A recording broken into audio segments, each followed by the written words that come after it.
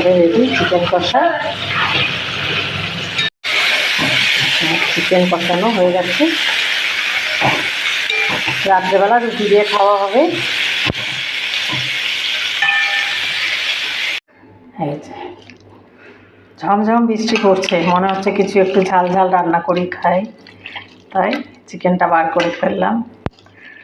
ভালোভাবে ভিনেগার লবণ দিয়ে ভিজিয়ে রেখেছিলাম।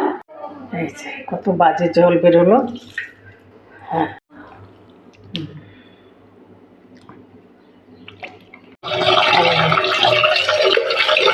চিকেনটা ভালোভাবে ধুয়ে নিচ্ছি। চিকেনটা খুব ভালোভাবে ধোয়া হয়ে গেছে। এরপরে আমি এটা ম্যারিনেট করে নেব। প্রথমেই দিয়ে দিলাম স্বাদ মতো লবণ,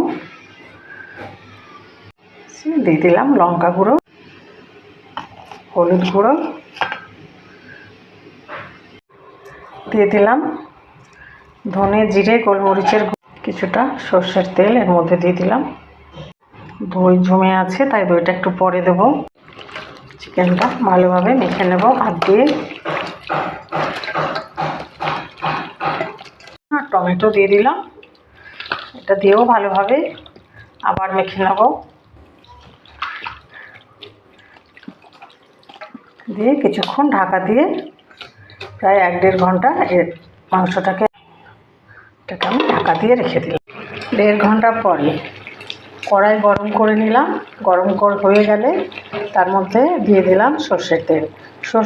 সর্ষের তেল গরম হয়ে গেলে তার মধ্যে আমি 2 টুকরো এলাচ, দালচিনি আর লবঙ্গ দিয়ে দিলাম কিছুটা পেঁয়াজ। ভালোভাবে ভাজা ভাজা হয়ে গেলে তার মধ্যে আমি ম্যারিনেট করা মাংসগুলো সব দিয়ে দিলাম।